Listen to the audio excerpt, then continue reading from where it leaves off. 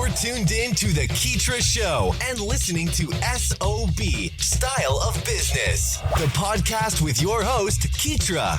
We aim to highlight the ongoing trek of entrepreneurs and business owners from around the globe, featuring stories that recount their struggles, experiences, and inevitable road to success and self-fulfillment. Welcome to SOB. This podcast is being brought to you by my inspiring new book titled Courage is a Muscle, Using Heart to Power Your Entrepreneurial Dreams. You can grab your copy today on Amazon. Hey, what's up, y'all? Thanks so much for tuning in and checking out another hot episode of SOB, Style of Business, the podcast. This is your host, Keetria, and today we have another wonderful guest that is joining with us and talking to us about some wonderful things like remote work, which is extremely interesting. Considering today's climate, and also co-working, entrepreneurship, creativity, all those wonderful things. I'm talking to Alondo Brewington. Alondo is an independent software mobile app developer, and he's also this guy's a world traveler. I call him, he's like a jet setter, right? He's been to 38 countries and counting, and he's just doing some wonderful things. And they're, I guess you could say like a digital nomad type deal, but we'll let him drop that intro and learn a little bit more about his background, and we'll keep the ball rolling from there. So, Alondo, how are you doing? How's everything going? I am doing really well. Thank you, Keetria, for inviting me on. I am Alondo Brewington. I go by the Cocoa Nomad on all of the social medias, on YouTube and IG and things like that. I am a location-independent software dev, and I've started coaching other people on remote work. It is a passion of mine. I've been working remotely for the last 11 years, the last 6 of which I've been doing internationally. And in that time, I've traveled to 38 countries. And really enjoyed it. And so that's my passion. I really am passionate about traveling, meeting people, and helping people get better at work. As you mentioned, remote work is on the rise. Last year, we saw a lot of people being thrust into remote work, whether they wanted to be or not. Yeah. And it comes with some challenges. And so I think it's important to talk about those things and help people. And that's one of the entrepreneurial efforts that I've launched this past year, is just coaching and helping people get better and bring their best selves and balance to their work, because you have to be careful and not let work encroach upon the other parts of your life. Oh, my gosh. Yeah, you definitely are right on point with that. I mean, especially with the remote work, you're here at home or your home office, wherever you're doing your work. And then if you have a family or maybe a roommate, just figuring out a way to navigate that. I know that that's like a big hang up for a lot of people. So we're excited to be talking to you about that and definitely learning more about your experience. And I want to start with, I know this is a passion of yours, but like what spurred, the moment to where you're like, hey, I'm going to be remote. I'm not going to be going back into the office. So I have to give a shout out to my 7th grade homeroom teacher, Mrs. Addis Flugel, who is from Argentina. Okay, good deal. She put the bug in me very early on, and it just got me thinking about Spain. So it started years ago. I spent a few months working remotely in Spain all the way back in 2002. So it was my first taste of it. And I really liked it, but I couldn't figure out how I could keep doing it. So it ended up being just a short-term thing. Fast forward about 7 years later, I got my first remote job. I was doing some contract work in Atlanta, which is where I'm from. Yeah. And they started letting people work from home. And I was like, oh, this is great. And they changed the policy, but I ended up starting to look and find other jobs that let me work remotely. And I just started taking that and running with it. I worked for a company that was completely remote. And then fast forward to 2015, I looked at this program to travel around the world. So I was like, here's a chance to get back out there and see the world again. And I started traveling in January of 2016, and I haven't looked back. Oh, wow. Yeah. And so I'm assuming that you had a pretty good experience, to be able to turn this into like a career and then later to develop a passion for it. Yeah, it's been great. I mean, it's not without challenges. You learn a lot about yourself. You learn a lot about what you like and don't like. And I think that's one of the benefits, actually, is going through those challenges. It was fun, and it's been fun. And I've just decided that this is the life that I like, and this is what I want to do. So I've just continued to do that. Yeah, that's perfect. And as far as the travel in itself, did you did you like have an idea of like the different countries that you wanted to work in, or was it more so that you just kind of wanted the experience? Like, you know what I mean? Like sometimes we set out with a vision of like, hey, I want to go to Costa Rica, or maybe I want to, you know, work in Spain or, you know, Paris for a couple of months. Like, did you have like a vision? So it was aided. So I did have an idea of where I wanted to go, but it was based on some internet research. And I kind of figured like Bali was the place to go, and then Chiang Mai, Thailand. So that's all I had. But then I joined a travel program, and we did 12 months in 12 different countries around the world. And so that actually exposed me to places I never imagined I would ever go. I never thought I would go to Uruguay. I never thought I'd be in Peru or Bolivia, in Cambodia. Like I never thought I would visit Cambodia. And so it really helped to expand like my notion of like where I could go and where I could work from, and new experiences. So it was a balance. So I left out with a big idea because they had Thailand on the itinerary, and I didn't want to do it alone. I wanted to travel with other people because I had done the solo backpacking through Europe. I had done the trip to Spain and Portugal by myself, and I wanted a shared experience because like for me, there was nothing worse than coming back home, showing pictures, and everybody just gives you a blank stare for the second photo. Yeah. They're just like, I don't get it. Exactly. Yeah. No, I know that could probably be like a little bit intimidating. And, you know, sometimes, you know, things that we enjoy are not for everybody. So as far as like the concept of remote work, you know, probably 10 years ago, maybe less than that, you know, remote work was something that people laughed at, right? You remember like when it was, people talked about, oh yeah, I'm working from home. And it was like this luxurious, milestone, or like, you know, desire for a lot of us who were, you know, maybe working in an office, or, you know, just kind of stuck in positions that we wish we could kind of take elsewhere, and to be able to travel and do other things with our families. But like, you know, I guess you know when it's for you. So like, are there some things that helped you to decide, you know, that this was the lifestyle for you? Like, who is this not for? I guess that's what I'm getting at. So I would definitely say, I always say in two things that you need to really have control of if you are going to live this life. You need to be able to mastery of your cash flow and your workflow. Now, most people know what we're talking about when we talk about cash flow. And if we're talking about being an entrepreneur, you definitely need to understand that. Yeah. But then most people don't think about workflow. And in my mind, I think a workflow is managing three things: your time, your energy, and your attention. Mm-hmm. And you really need to have control and mastery of that, which is a lot of self-mastery, if we're being honest, right? Yeah. You've got to have the discipline. You got to be able to plan, and you have to set boundaries. You've got to set boundaries on your time. You got to set boundaries on your energy, and you got to set boundaries on your attention. And you got to make yourself and others respect those things. Right. That's crazy. Yeah. And I love that you mentioned those because, yeah, I'm a huge advocate of definitely preserving your energy. But just like you said, you got to make sure that when you do have clients and that is a part of your livelihood, you got to do the work. You know, it's doing the work. So how are you, like, what are some things that you employ to help you manage, or just kind of make sure that you're bringing in X amount of clients so that you can sustain that lifestyle? Because maybe like if you're traveling from place to place, it may be more expensive than, you know. Okay. Yeah. So one of the things that I do is I definitely plan my travels to kind of balance out my expenses, and definitely spending more this year. So just full disclosure, my travel budget definitely went higher this year than last year. Last year was easy though, because I was basically stuck in Colombia. I had gone to Medellin to spend like a month or two there. And then the lockdown started, and I just decided like there were only 2 or 3 places in the world I wanted to be locked down in, and one was Colombia, one was Mexico, and the other one was Spain. And I didn't think I could get to Spain, and Mexico looked like they were not taking the situation seriously enough for me. Yeah. And so I just decided to stay put, which ended up saving me a lot of money. Actually, it ended up working out. So, but now things have opened up a little bit. So I'm back in Mexico right now. I was in Guatemala for 2 months a few weeks ago, and I'll be doing a bit more traveling to close out the year, sort of, you know, 1 to 3 months at a time is basically. But in order to do this, I would say this: you really want to plan your week.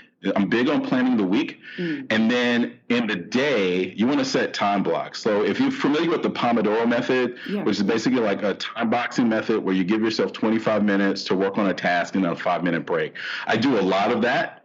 And then I block the days for certain work that I'm going to do. And I even have designated days. So I like, for instance, this past year, I really got into YouTube and started making videos in addition to my podcast. And so I have content creation days. They're just designated where I just sit down and do a batch of recordings for the podcast and for the channel and do my editing and everything like that so I can upload.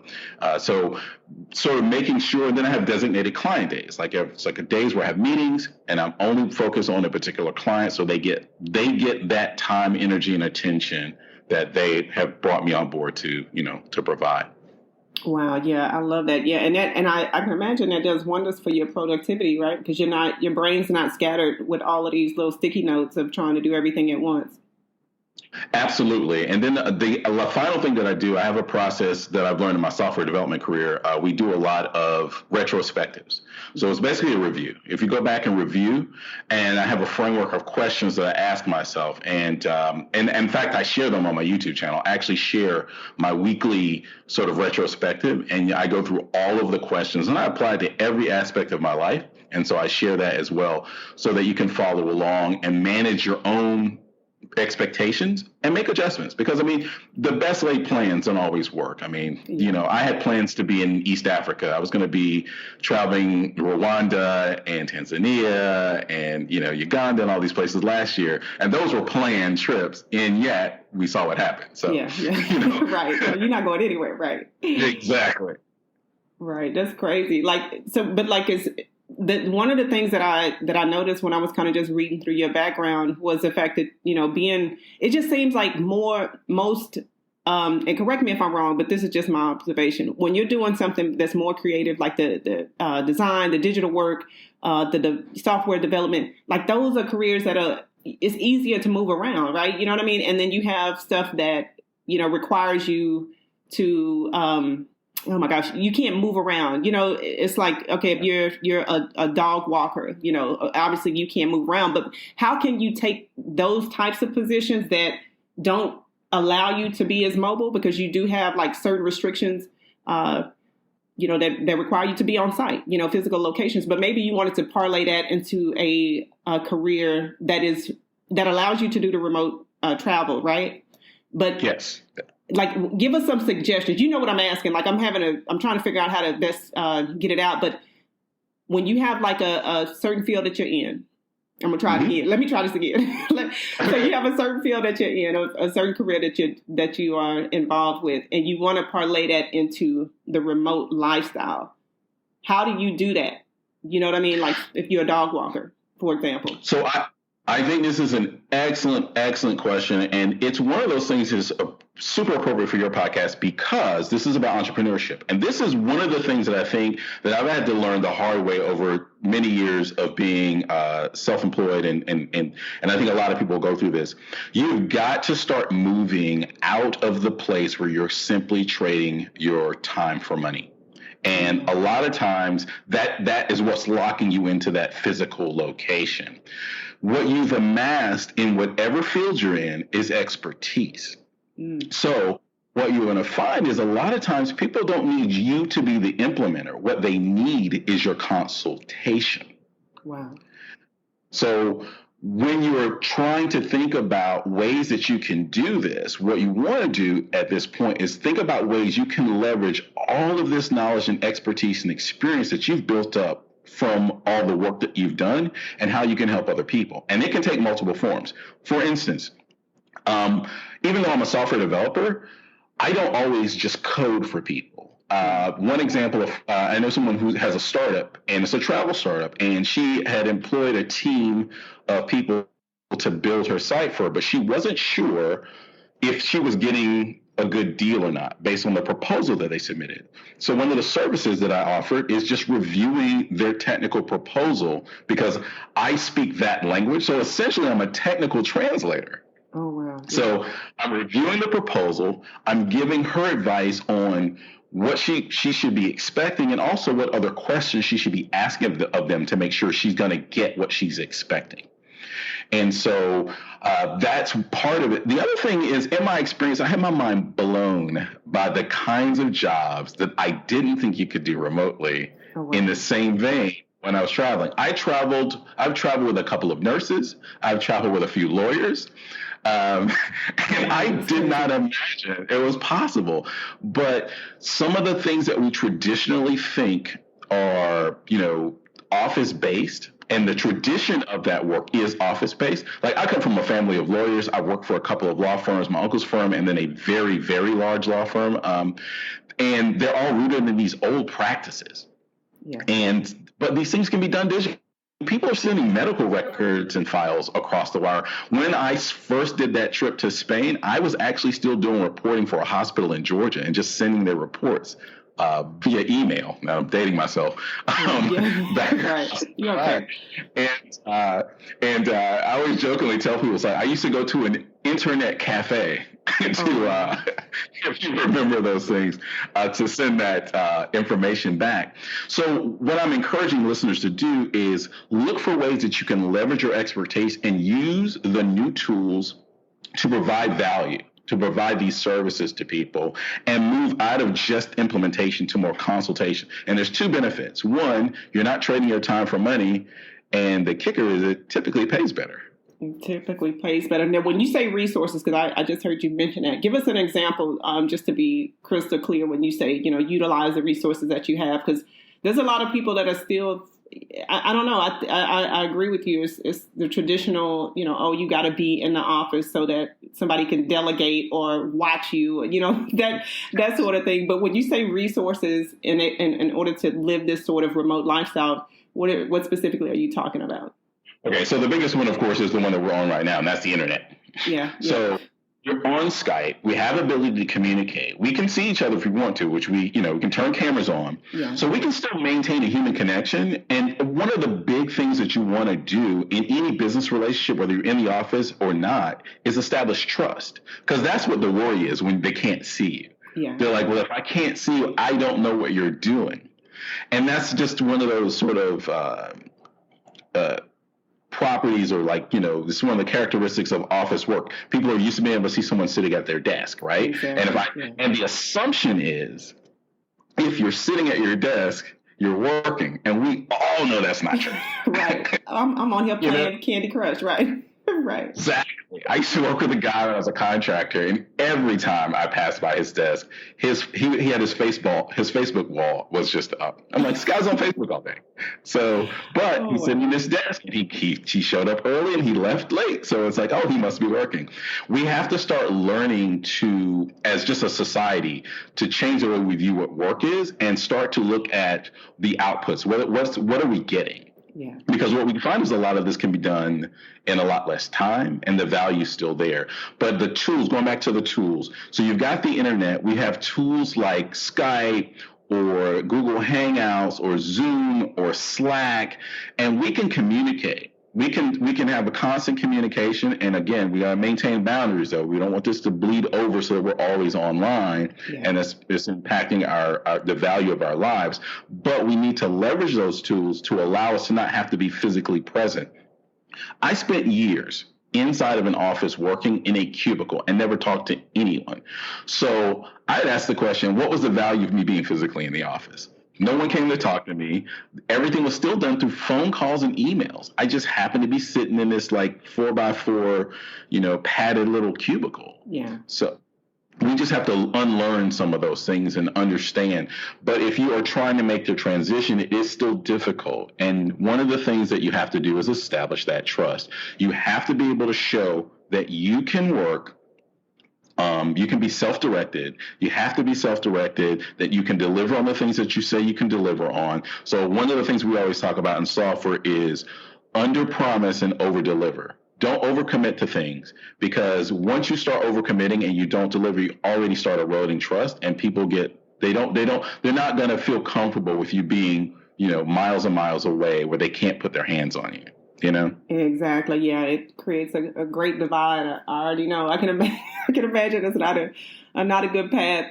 So, and I know that you also help newbies get accustomed to remote work and just navigating the different co-working spaces. Have you ever had the experience to where you're walking into a brand new country that you haven't you haven't previously been or whatever, and so it's like, how do you get aside from the nervousness or like are you ever afraid or fearful? You know, maybe you thought that, okay, yeah, I want to try to go to this country. And then when you finally land and you start navigating the local area, not knowing the language, like, how do you navigate that? It sounds just so strange to me. Okay, yeah. So here's a couple of things that I definitely love sharing about this, because I had the same notions when I first started traveling. And what I found was this. One, I've never been in a country where I haven't been able to get by, even though I didn't speak the language. And that's for two reasons. One is a lot of communication is nonverbal. For example, I walked to a drugstore in Prague the first time I was in the Czech Republic. I needed toothpaste. And all I did was I walked in, I got the lady's attention. She's looking at me. I put my smile up, like, brushing my teeth. I took one finger and just started making the brushing motion. And immediately she was just like, oh, yeah, I know you. Right. I know what you mean. I grabbed my stomach or patted my head and tilted my head to the side, like pain, and gotten like medicine. So as human beings, we are fundamentally, we do a lot of communication non-verbally. Yeah. And then the second thing is, English is, if you speak English, you're a native English speaker, or you speak English, you do have an advantage. You have a privilege that a lot of people don't have. And that is this: English is the default language for business around the world. It is also the default language, which I learned in Czech Republic, for air traffic control. A friend of mine actually got a license to fly in Europe. And we get up in the plane. I actually got a chance to fly the plane too, but all of the air traffic control is in English, which blew my mind. He's like, yeah, it's around the world. So a lot of the language spoken, pop culture, these kinds of things are all in English. So you have a bit of an advantage. Speaking the local language definitely helps. So that's one thing that reduced the fear. And the other one is big. I always prep.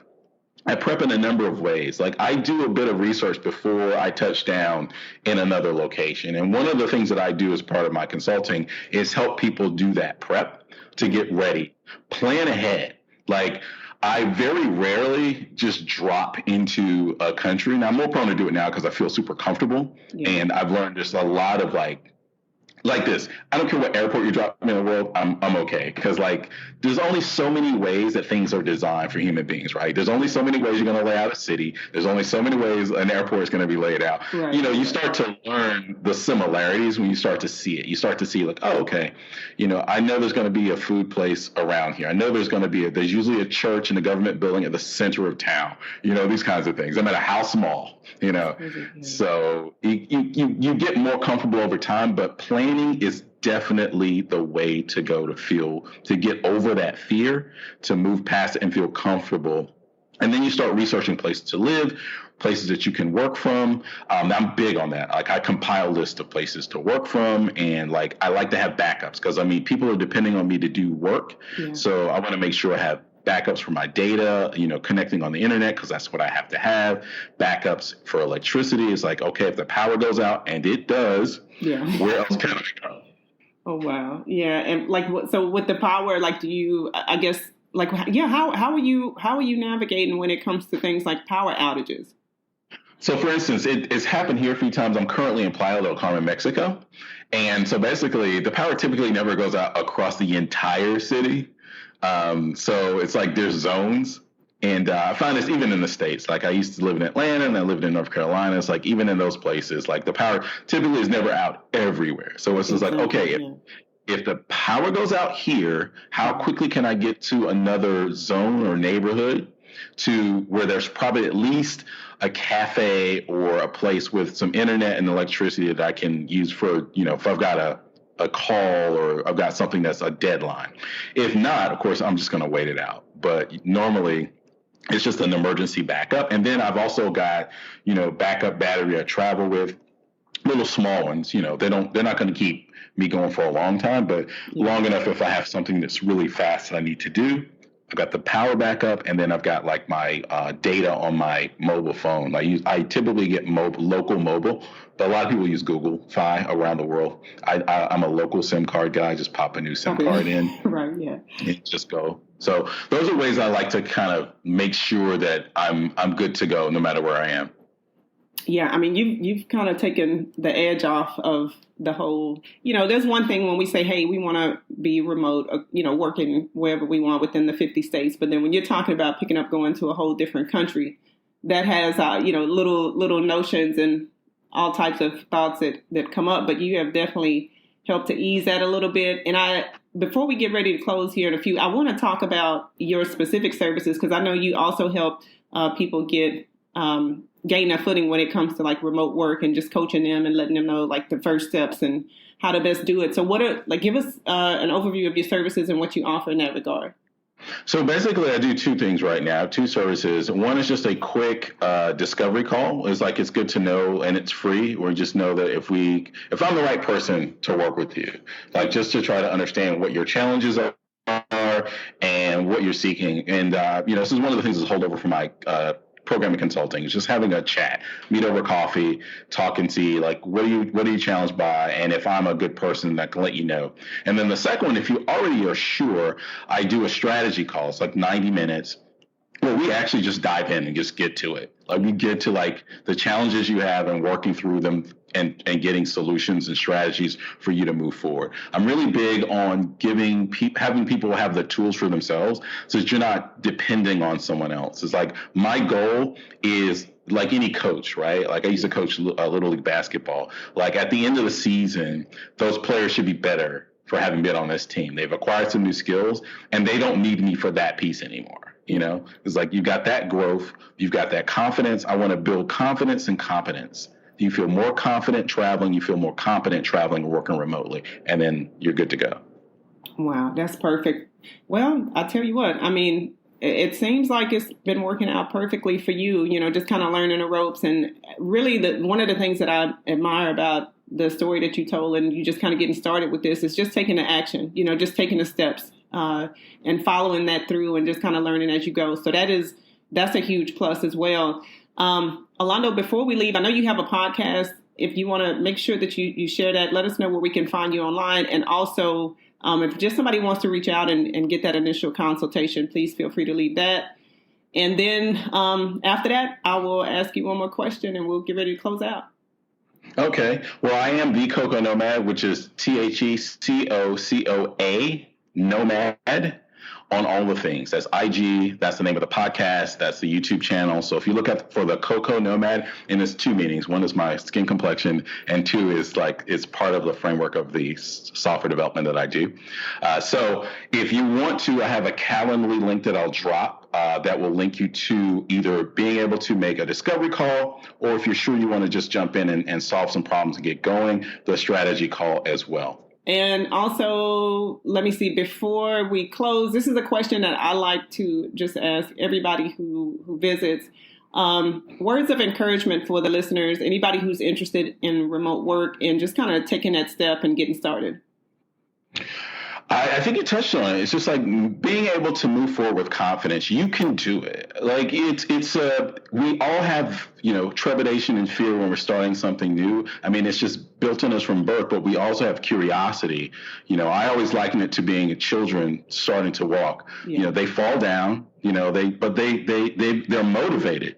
They're motivated because the world is open to them, and they start to discover, hey, I can move around this world if I stand up, take a few steps, maybe you have to scoot at the beginning, as they do. Right. But then you work your way, you crawl and you walk, and you get better and better and better.